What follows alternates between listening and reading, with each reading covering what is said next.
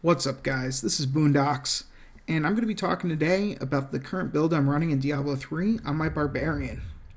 So I'm playing Season 5, and the nice thing about Season 5 is when you hit 70, you get 2 pieces to a 6-piece set. Kill Zoltan Cool, and you get another 2 pieces, and you can use those 4 to then go and clear Greater Rift 20 to get your last 2 and complete the whole 6-piece. And that's the set I'm currently using, as well as a few other items to make it really powerful. So, to first talk about the set, it's the Earth and Might set. And my 2-set bonus allows me to reduce the cooldown of many different abilities, including Earthquake and Leap, by 1 second for every 30 Fury I spend. This is nice because Leap allows me to build up Fury, and then I can dump it all really fast with my Boulder Toss Ancient Spear to reduce the cooldown on Leap to almost nothing and just jump again. My 4-piece bonus allows me to cause earthquakes whenever I do Leap, and I also gain the Iron Impact Rune, which also increases the duration. Normally it's only a 4-second duration, and it increases my armor by, I think, 100%. I could always look it up after. But as you can see, due to the duration, that's much longer than 4 seconds. In fact, it's 10 seconds, because that's 150% increase. Finally, I don't have all 6 pieces currently equipped. Instead, I've replaced my chest piece with my Ancient Blackthorn, because I do have my Ancient Blackthorn neck piece as well. So in order to compensate for this, I had to slot in the Ring of Royal Grandeur into my cube. This is not the best, because what I would prefer to have is the Band of Might in the place of the Ring of Royal Grandeur, because that would reduce the damage I took by 60% every time I used Leap. And I'm going to be using Leap a lot in this build, and that 60% damage reduction would be amazing. Unfortunately, the other item I'm currently missing is a Furnace. If I were to stick the Furnace in here, I would gain 50% increased damage against all Elite packs, but I haven't found one yet, even though I've been playing a considerable amount. Instead, I'm having the Selenium in here, so that every time I crit, I have a 4% chance to spawn a Health Globe. This helps both me and whoever I'm currently running with, which just helps the whole party. And the nice thing about the Earthquake setup is it's both very damage-oriented as well as enemy control-oriented. As far as gear goes, that it's hard to find because, as you can see, you can use almost any neck piece you want, though a Hellfire neck piece is generally recommended, assuming it gives you a good passive. The pieces that you definitely need, though, are your weapon, the belt, and the bracers. These are the ones that you're going to have to actually farm up and hope to get good. So starting with the bracers, I have the Scholar's Salvation. This increases the damage of my Boulder Toss quite considerably, and since that's my primary Fury dump, it's pretty drastic. By having these equipped, I can sometimes hit for 1 billion damage in an AoE using my Boulder Toss, and that's with not having the best gear on yet. So, as you can see, this increases the damage of Ancient Spear, specifically Boulder Toss, by 100%, and when it hits 5 or fewer enemies, such as a Rift Guardian, it increases it to 147. The max is 150. As far as my belt's concerned, I'm using the Dread Iron. Dread Iron does have the passive of causing Ground Stomp to create an avalanche, but if you look on my ability bar, I don't have Ground Stomp on. Instead, I'm using this specifically for the avalanche damage increase. It's 193 with the max of being 200, so I have it on there just as a little bit of a increase in avalanche damage. Finally, my weapon is the Blade of the Tribes, and this becomes ridiculous. Each war cry you use causes both an avalanche and an earthquake, so whenever I use either Threatening Shout or War Cry, I cause an avalanche and an earthquake directly under me. So this becomes very, very powerful, as I already have increased avalanche damage as well as earthquake damage throughout my other gear. So this is absolutely necessary in order to do this build. Finally, for my rings, I have Restraint and Focus. You can get away playing this build without the Focus and Restraint combo, which gives me 50% damage every time I generate Fury and 50% damage increase every time I spend Fury for 5 seconds each. Now, when I didn't have this combo, I could do about T9-ish enemies, no problem. With these equipped, I can kill T10 easily, all the way up to possibly T12, given the right setup. Unfortunately, once I get up to the T12, since I don't have my Band of Might, I start getting one-shotted, and it's a little too hard. Once I get that ring, though, then my build will work a lot better. As far as my gems are concerned, I have Bane of the Trapped. This increases the damage enemies take by 27% since it's at level 40 for every time they become ability impaired. Not to mention, after you level this up to 25, it's already going to impair the enemies with up to 15 yards, so you're already going to give that passive. Additionally, the way I have my ability set up, they're going to be stunned and like vacuumed in, so the Bane of the Trapped is always going to have that proc going. So that's just a 27% damage, not just from you, but your entire team. Then I have Bane of the Stricken. Since all my abilities, they're pseudo dots, as in, as long as the enemies stay within my Earthquake, they're going to continually take damage. They're going to take more damage each second they stay in it by 1.2 stacking. Additionally, I gain 25% increased damage against bosses and Rift Guardians. This is excellent for getting those final kills when you're solo. Last gem I have is the Esoteric Alteration. This is just as a damage reduction. You gain 22.5 non-physical damage reduction, and when below half-life, you gain 75%, which, to be honest, I haven't been able to play with since I just maxed this out. I'm really hoping it pushes me over the edge as far as survival goes without my Band of Might. As far as skills are concerned, starting with my passives, I take Earth and Might to gain 30 Fury whenever Avalanche or Earthquake are triggered. This way, whenever I use most of my abilities, I'm constantly feeding back and generating more Fury, and then I can spend that Fury to be able to use my abilities again. I take Animosity to increase that Fury generation, as well as my Max. This allows me, every time I use the Boulder Toss, to do both more damage with the Boulder Toss, as well as take off more time from my Leap and Earthquake. Rampage is excellent because you're going to be doing a lot of AoE damage. You're going to be killing a lot of weaker enemies to increase your total damage. And this stacks up by 1% damage each time you get a kill, up to 25 times. Finally, Ruthless is really good because you're going to be doing a weird type of dot, where as long as the enemies stay in your area, they're going to be taking that damage and then dying. So eventually they will fall below 30% health and therefore take 40% extra damage. For my primary abilities, I have Ancient Spear with Boulder Toss. This will drain all your Fury at once, which plays really well into your Earth set in as far as decreasing the cooldowns of your Earthquake and Leap, as well as doing a massive amount of damage. As you can see, it deals 20% damage to every point of Fury spent, and it impacts in an AoE. I have 184 Fury right now, so at 20% weapon damage for each point, you can kind of see how much damage I can do. That's why I can start getting into the billions. As far as Earthquake's concerned, I take the Cave In. This is both for party and my Trapped Rune ability, or my Trapped Gem. This sucks in all the surrounding enemies into wherever you cast Earthquake, either from Leap or one of your battle shouts, or from Earthquake itself, activating both your Trap Gem as well as controlling them so that way your teammates can kill them that much quicker.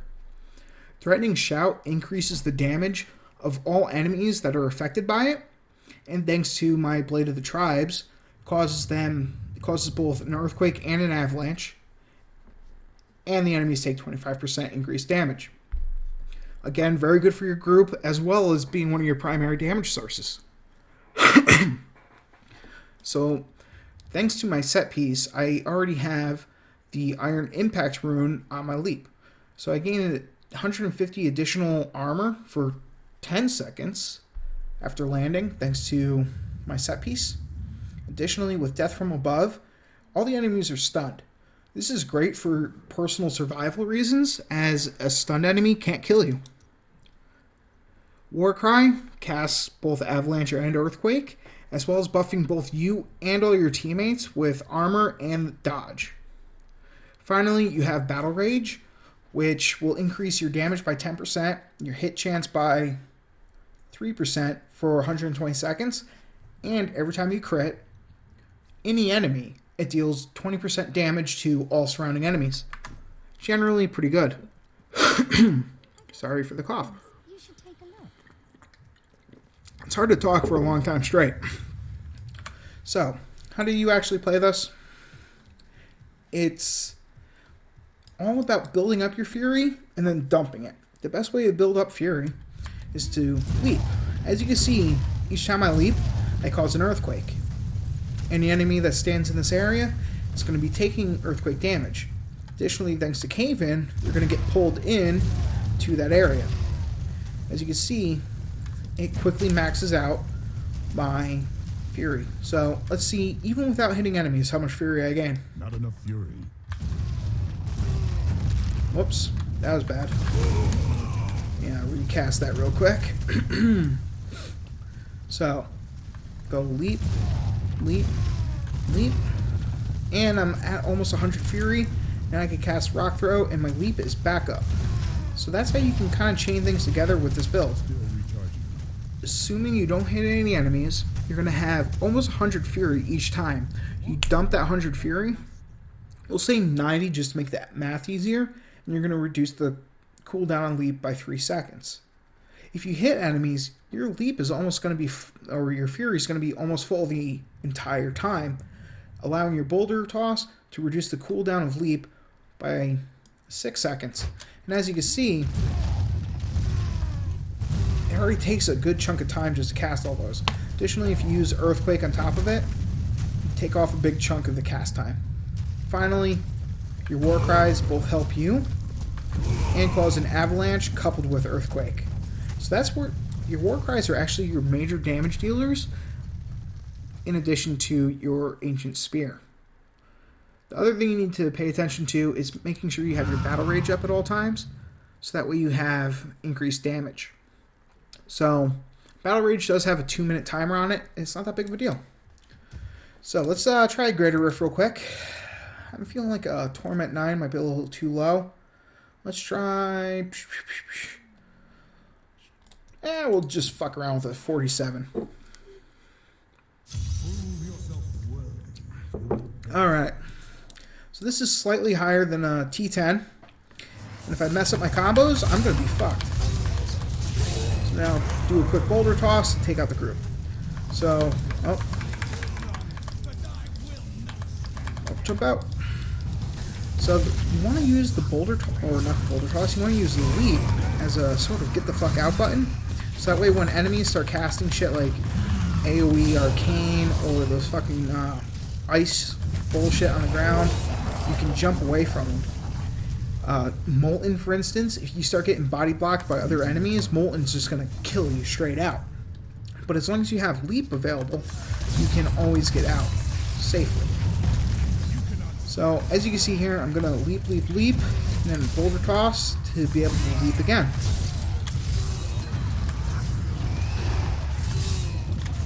This is how you can kind of move around the map. The one thing I didn't talk about before, since I was planning on doing the G Rift, not a regular Rift, is if you have it available, one thing you might want to think about bringing with you is Nemesis Bracers. You can't change out your gear while in the Greater Rift, but if this was a regular Rift, and you have the Nemesis Bracers, as you can see I do right here, then each time you come across a shrine, you can swap over your Nem Bracers really fast and cause another elite pack to spawn. This will both speed up your rift clear time as well as in a regular rift, giving you more drop chances. Because obviously killing the elite packs, you tend to get better. You tend to get better rare drops off of elite packs than you do, say, regular packs. Final thing, I also have the potion that allows me to break through walls in case I get walled in with a waller. That also does arcane or frozen. I can bust out to avoid taking that damage. Or say I get walled in with an arcane character, then I can kind of save myself as long as I bust out fast enough to then escape whatever bullshit they're trying to hit me with. As you can see, this is above T10, and I'm pretty easily clearing it. It's 47. I believe 50 would be T11, and 55 would be T12. Currently, 55 is when I start having the most issues, and that's because I don't have the Band of Might. Once I get the Band of Might, I'm sure I'll be able to push down the Greater Rift 55 to probably 60 without having Ancient or perfectly spec'd out rings and so forth. Of course, as I'm concerned now, I did get lucky and found a decent number of like ancient items, but I could always have more. You know, that's really what this game's all about. It's about that greed. You want to level up other characters and have fun with different builds, or you want to be greedy and just try to find the perfect shit for whatever current build you're using. Honestly, I am more of the level up different character type player. I know my real life friend that I play this with, he likes to max out as much as possible. But I won't lie, he also has probably like the devil's luck, because he's been on an oil rig. He's probably only Paragon. As I'm recording this, I'm 327. I think he's like Paragon 30. I'm sure after tonight, I'm going to come back and he's going to be like Paragon 400. So, that's just him. He's really good at forcing the shit down, getting somehow every single drop he wants, and then maxing out. As you can see, I can kind of control where the enemies go. I didn't jump properly there because this one earthquake right there, it's kind of out of the way. And therefore that was like wasted damage. What you really want to be able to do is try to get the earthquakes to be directly underneath you. Oh, I need to show how I set up my Paragon after this as well.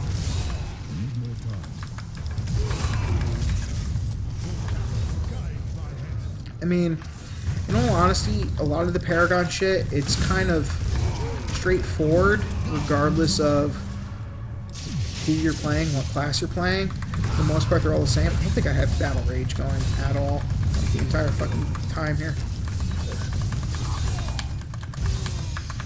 Alright, so this is almost T11. That's how fast I killed that end boss guy. So I'm overburdened with pretty much everything, both blood shards and gear. So I'm just going to return to town real fast, show my Paragon, then I'm going to come back and collect everything. Alright, so Paragon. Let me just spend real fast here. Alright, so as far as core goes, pretty much regardless of what class you want, anybody you play, you're always going to want that bonus movement speed. Going faster means killing shit faster, means escaping damage faster. So movement speed is always the first thing you want to max, followed by Fury. The reason you want more Fury is it'll increase the damage of your Ancient Spear, as well as making it so that if you cast Leap 3 times in a row, followed by both your Shouts, you're not going to be wasting anything by not spending your Fury right off the rip. After that, just max Strength, skip Vitality. This is a damage build, you're going to want that Strength. all the way up as high as you can go. As far as offense is concerned, choose which one do you want. Attack speed is definitely going to be the last thing you want in this build, but either cooldown reduction or crit chance, pick one or the other. I decided to go with cooldown reduction just because it'll reduce the cooldown of all of my Earthquake, my Veterans, or my War Cry, and my Threatening Shout quite considerably. And that's definitely helpful. Followed by crit chance. The reason I want to max my crit chance before my crit damage is there's a lot of math to it, but if you're critting more often, then it's going to do more damage than a single crit with more damage. If that makes any type of sense. I might be rambling. Thank you, alcoholism. As far as defense is concerned, I always go resist all first. And then from there, it's your call whether you want to go for armor or life. I tend to pick armor because that's just a flat damage reduction on top of the resist all. The life regen, not as important in my opinion. As far as utility, this, in all honesty, is more up in the air for me.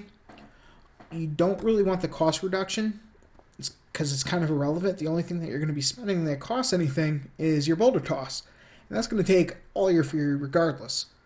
So I went life on hit. The reason being, I'm going to be leaving behind all these big AoE dots. So the more chance of me getting life on hit, and I'm going to be hitting a lot, I'm going to be getting back a lot of life.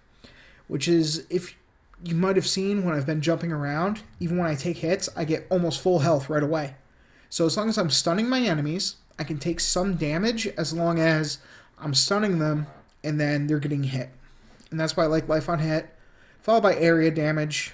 I mean, the rest of them don't really matter. And that's my Paragon points. So until next time, guys, I say good luck, have fun, peace.